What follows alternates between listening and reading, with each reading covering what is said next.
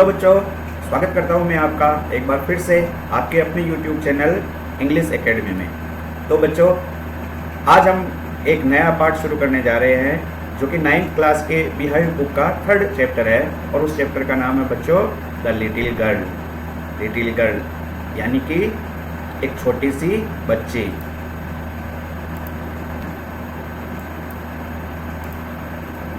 तो बच्चों, इस पाठ की शुरुआत करने से पहले हम ये देख लेते हैं कि इस पाठ का सार क्या है, इसकी समरी क्या है बच्चों। तो do you feel you know your parents better now than when you were much younger? Perhaps you now understand the reason for some of their action that used to upset your earlier.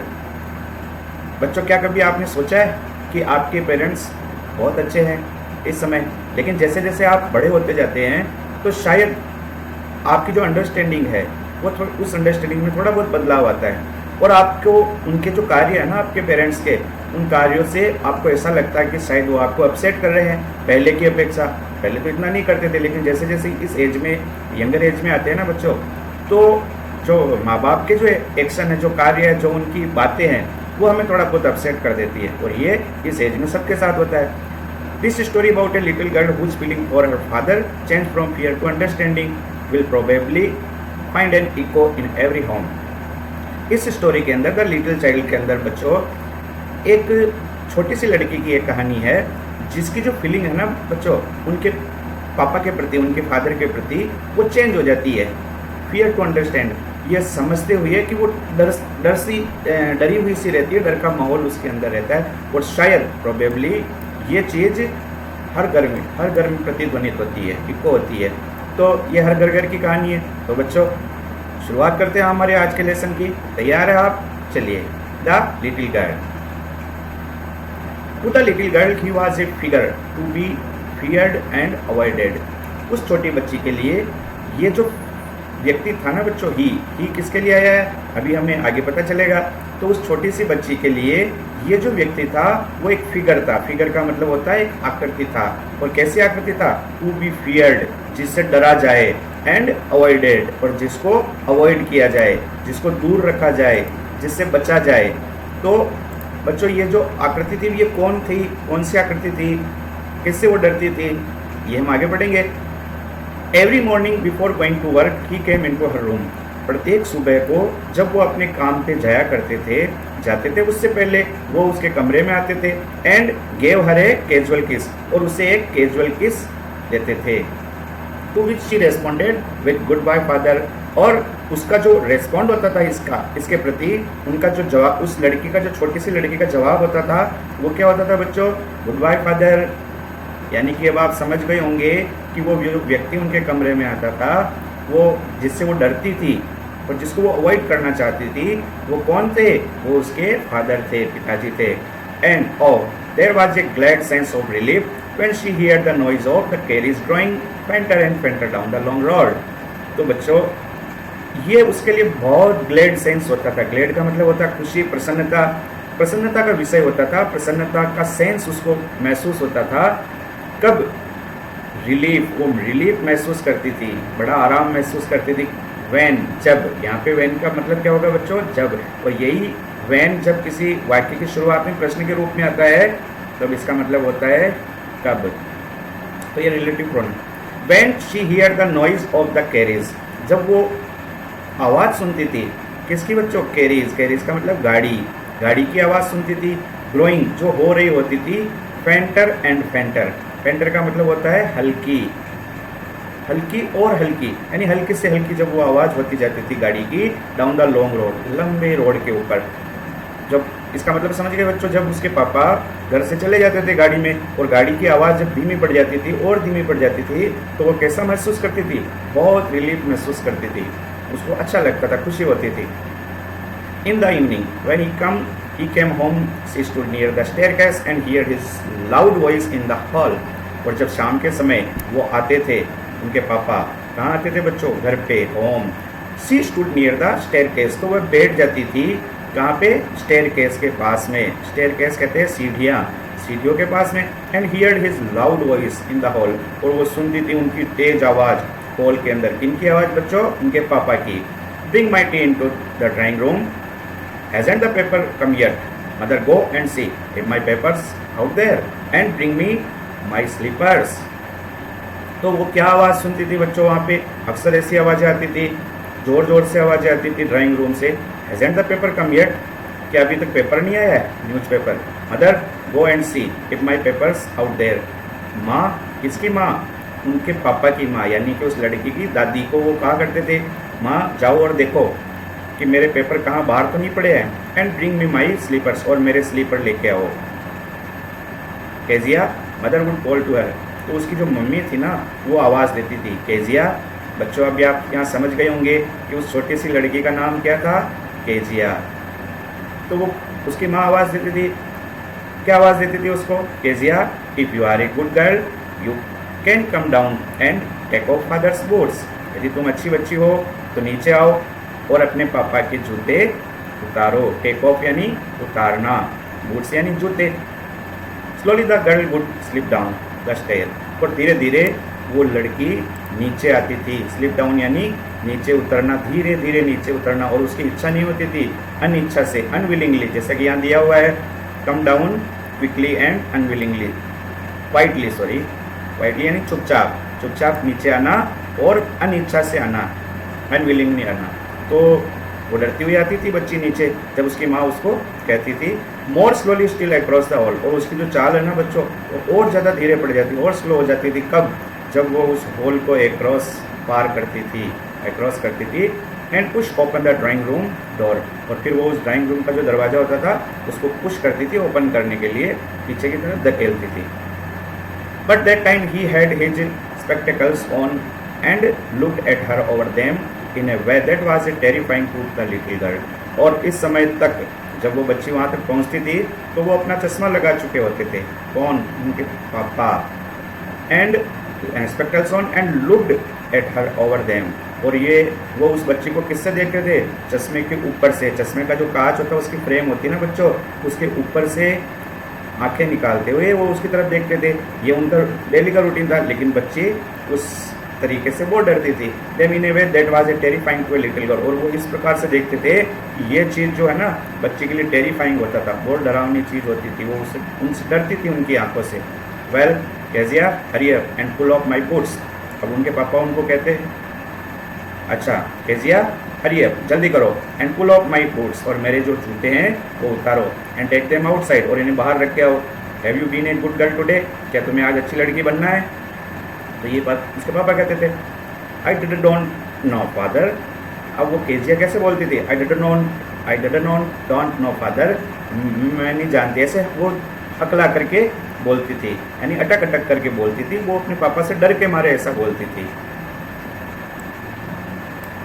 You did don't know, if you stutter like that mother will have to take you to the doctor. तो उनके पापा उसकी नकल करते थे। You did don't no, अगर तुम इसी तरीके से स्टटर करती रही, स्टटर का मतलब क्या होता है बच्चों? हकलाना। उनके पापा कहते थे कि तुम इसी तरीके से हकलाती रही, लाइक दैट, इस तरीके से, तो mother will have to take you, तो मदर को तुम्हें ले जाना पड़ेगा। Will have to take, have to का मतलब पढ़ना, विल हैव टू टेक, ले जाना पड़ेगा, future. You to doctor, doctor के पास, अगर तुम इसी तरीके से हकलाती रही। उनके पापा को गुस्सा आता था। She never stuttered with other people, लेकिन वो जो छोटी बच्ची थी ना केजिया, बच्चों वो कभी भी दूसरों के सामने इस प्रकार से नहीं स्टटर्ड करती थी, नहीं हकलाती थी। Had quite given it up, और वो इसको बिल्कुल रोक देती थी, ऐसा करते हुए उसकी हकलाहट नहीं निकलती थी दूसरों के सामने, तो रुक जाती थी, इस प्रकार की आवाज़ नहीं आती थी। बट ओनली विथ फादर, लेकिन ये केवल किसके साथ? अपने पापा के साथ। अपने पापा के सामने होती थी ना वो, तो वो घबराहट के मारे इस प्रकार हकलाने लग जाती थी। Because then she was trying so hard to say the words properly, और ऐसा किस लिए होता था बच्चों? क्योंकि वो कोशिश करती थी सो हार्ड, बहुत ज़्यादा, किस बात की? टू से, कहने की, द वर्ड्स प्रॉपरली, शब्दों को प्रॉपरली बोलने का, सही तरीके से बोलने की ज़्यादा कोशिश करने के चक्कर में उससे ये गलती होती थी और वो डरती भी थी। और बच्चों आप तो जानते ही हैं, आप सबके पापा आपके घर में जब आते हैं तो आप किस प्रकार से इधर उधर छुपने लग जाते हैं, आप उनके सामने आने से डरते हैं या बचने की कोशिश करते हैं। ये सबके घर में होता है बच्चों। सेम ये केजिया के साथ भी होता था। व्हाट्स द मैटर, क्या बात है, what are you looking so braced about, तुम इस प्रकार से ब्रेस्ड क्यों दिख रही हो। ब्रेस्ड का मतलब होता है बच्चों दयनीय अवस्था में, तुम्हारी ये हालत क्यों बिगड़ी हुई है, तुम इस तरीके से क्यों हकला रही हो। तो उनके जो पापा थे ना केजिया के, वो केजिया के पापा ने उनको पूछा क्या बात है, तुम इस तरीके से क्यों दिखाई दे रही हो दयनीय अवस्था में। Mother, I wish you taught this child not to appear on the brink of suicide. तो वो अपनी माँ को कहते हैं, उनके पापा यानी उनकी दादी को कहते हैं कि माँ अगर तुमने इस बच्ची को ढंग से पढ़ाया होता, आई विश, काश तुमने अपनी इस बच्ची को ढंग से सिखाया होता तो not to appear on the brink of suicide, तो ये ऐसी नहीं लगती। ब्रिंक ऑफ सुसाइड, ब्रिंक का मतलब होता है किनारा, सुसाइड का मतलब होता है आत्महत्या, आत्महत्या के कगार पे जाने जैसी नहीं लगती। तो उनके पापा ने उनकी माँ को शिकायत की कि यदि तुमने इस बच्चे को ढंग से सिखाया होता तो यह आत्महत्या के कगार पे जाने जैसी नहीं लगती। Here Kezia, carry my tea cup back to the table carefully.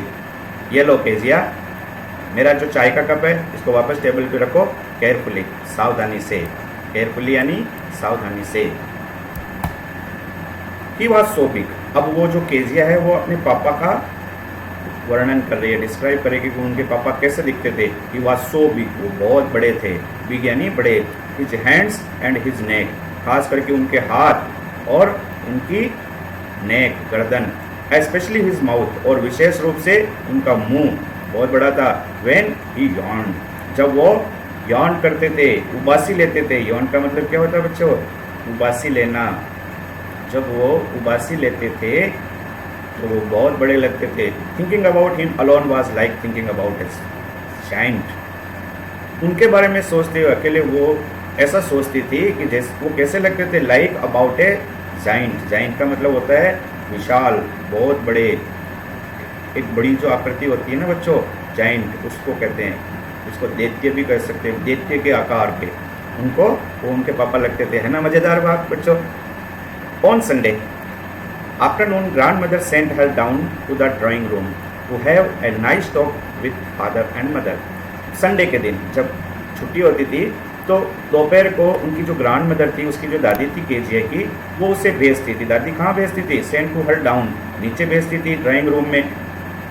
किस लिए भेजती थी बच्चों, to have a nice talk, अपने माता विथ फादर एंड मदर, अपने माता पिता से अच्छी बातचीत करने के लिए, उनसे बात करने के लिए, उनसे थोड़ा हल्कापन महसूस करने के लिए। वो ये चाहती थी उनकी दादी कि अपने मम्मी पापा के पास जाए और अच्छी तरीके से बात करे। But the little girl always found mother reading and father stressed out on the sofa. लेकिन जब वो छोटी सी बच्ची नीचे पहुंचती थी ना बच्चों, तो हमेशा वो क्या चीज़ पाती थी कि उनकी जो मदर है वो तो पढ़ती हुई मिलती थी, कुछ भी पेपर वगैरह हो या कोई नॉवल बुक या कुछ भी वो पढ़ती हुई सोफे में मिलती थी। और उनके जो फादर है ना बच्चों, उनके पापा, वो stressed out on the sofa, और वो सोफे पे लेटे हुए मिलते थे। स्ट्रेस्ड आउट यानी लेटे हुए रहना, पसर करके पढ़ना, इस तरीके से वो वहाँ पे लेटे हुए उनको मिलते थे। His handkerchief on his face, और उनके जो पापा का जो रुमाल है ना बच्चों, वो उनके फेस पे ढका हुआ रहता था जब वो सोते हुए मिलते थे। His feet on one of the best cushion, और उनके जो पैर थे वो पैर कहाँ पड़े हुए रहते थे, कुशन के ऊपर। एक तकिया होता है छोटा, उस छोटे तकिया के ऊपर स्लीपिंग साउंडली, वो बहुत गहरी नींद में सोते हुए। एंड स्नोरिंग, और स्नोरिंग का मतलब होता है खर्राटे लेना, खर्राटे लेते हुए वो मिलते थे। बच्चों आगे आप ये जो पिक्चर देख रहे हैं, इस पिक्चर के अंदर आपको ये चीज़ साफ नज़र आएगी कि केजिया जब नीचे आती थी स्टेयर से, सीढ़ियों से, तो वो ड्राइंग रूम में क्या चीज़ देखती थी कि उनकी जो मम्मी है, वो उनकी मम्मी तो पेपर पढ़ रही है, न्यूज़पेपर कुछ न कुछ पढ़ती रहती है। और उनके जो फादर है बच्चों, ये उनके पिताजी क्या कर रहे हैं, सोफे के ऊपर लेटे हुए हैं पसर करके, और ये रुमाल उनके चेहरे पे ढका हुआ है, और ये जो उनके पैर है बच्चों, ये कुशन के ऊपर रखे हुए हैं। केजिया इनको दूर से देखती थी। तो ये इस प्रकार संडे के दिन जब वो बात करने के लिए उनकी दादी भेजती थी, तो इसी प्रकार का एक सामान्य सा दृश्य उसके सामने प्रस्तुत होता था। जैसे कि यहाँ लिखा हुआ the little girl always found mother reading and father stressed out on the sofa. तो ये हमेशा इस तरीके से ये दृश्य उसको दिखता था। सी सेट ऑन ए स्टूल, तो वो स्टूल पे बैठ गई क्योंकि वो दोनों अपने काम में बिजी थे। Gravely watched him until he walk and stressed, और वो बड़ी ग्रेवली का मतलब होता है बच्चों गंभीर भाव से, वो गंभीरता से लगातार उनको देखती रहती, क्योंकि वो तो सो रहे थे, रेख पढ़ रहे थे। वॉच्ड हिम, उनको देखा अंटिल ही वॉक, जब तक कि वो उठ नहीं गए, एंड स्ट्रेच्ड, और वो स्ट्रेच नहीं हो गए। स्ट्रेच का मतलब होता है अपने शरीर को तनाव में लाना। एंड आस्क्ड द टाइम, और जब वो उठे उनके पापा तो उन्होंने क्या किया, आस्क्ड द टाइम, टाइम पूछा। देन लुक्ड एट हर, और टाइम पूछने के बाद उनकी दृष्टि कहाँ पड़ी, उनकी नज़र पड़ी केजिया के ऊपर, और उन्होंने केजिया को देखा। डोंट स्टेयर सो केजिया, मुझे इस तरीके से मत घूरो केजिया। उनके पापा ने कहा, स्टेयर का मतलब घूरना, टकटकी लगा के देखना। तो उनके पापा ने क्या कहा केजिया को, मुझे इस तरीके से मत घूरो, you look like a little brown owl, और तुम मुझे ऐसे दिख रही हो जैसे कि एक छोटा सा भूरे कलर का उल्लू हो। तो मुझे उल्लू के जैसे क्या देख रही हो, आंखें निकाल के घूर घूर के। तो उसके पापा ने जब उसको ये बात कही, तो इस प्रकार की बात जो होती है ना बच्चों, ये बच्चों पे बहुत असर डालती है, और बच्चे उनको उस तरीके से बहुत इन बातों से बहुत डरते हैं, इसलिए वो उनके सामने नहीं आना चाहते। उनको ऐसा लगता है कि हमारी इंसल्ट कर दी है या हमारे को इस तरीके से बोला जा रहा है। तो बच्चे इस तरीके से डरते थे। तो केजिया भी अपने पापा से डरती थी। तो जैसे वो उनके सामने आकर के बैठी और उनको एक टक दृष्टि से देखने लगी, तो उनके पापा ने उठते ही जब उनके ऊपर दृष्टि डाली, तो उनके पापा ने उसको क्या कहा, मुझे इस तरीके से घूर के मत देखो, तुम मुझे कैसी लग रही हो, एक भूरे कलर का उल्लू लग रही हो। तो बच्चों कैसी लगी ये कहानी अब तक जो हमने पढ़ा है, एक बार हम उनके मीनिंग्स को रिवाइज कर लेते हैं। फिगर का मतलब होता है बच्चों आकृति, फियर्ड का मतलब जिससे डरा जाता है, अवॉइडेड यानी बचना, जिससे बचा जाता है, ग्लैड यानी खुशी, सेंस यानी भाव, कैरिज का मतलब होता है बच्चों गाड़ी, फेंटर एंड फेंटर हल्की से हल्की और हल्की होती गई आवाज़, टेक ऑफ का मतलब होता है उतारना, स्लिप डाउन यानी नीचे धीरे से नीचे उतरना, धीरे बिल्कुल चुपचाप नीचे उतरना। आगे देखिए बच्चों, स्टटर का मतलब होता है हकलाना, गिवन इट अप छोड़ देना, इसे छोड़ देना। रेस्ट का मतलब होता है दयनीय अवस्था, अपीयर लगना, प्रकट होना। और ड्रिंक का मतलब होता है किनारा, या इसको हम ये कह सकते हैं कि कगार, यानी कि सुसाइड के कगार पे पहुंचना, किनारे पे पहुंचना।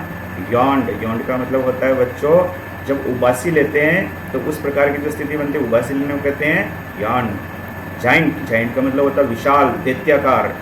स्ट्रेस्ड आउट का मतलब होता है लेटना या काम से थक जाना या अपने शरीर को तनाव में लाना, या यहाँ पे इसका अर्थ है पसर करके लेटना। कुशन का मतलब छोटा तकिया, और स्नोरिंग का मतलब होता है बच्चों खर्राटे लेना। ग्रेवली गंभीर रूप से, और स्टेयर का मतलब होता है घूरना।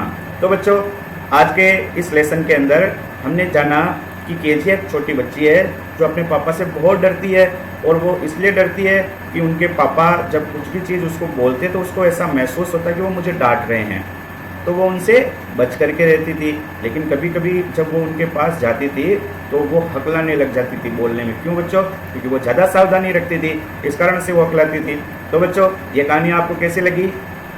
आगे के वीडियो में हम इससे आगे की कहानी पढ़ेंगे, तो बने रहिए हमारे साथ। तब तक गुड बाय।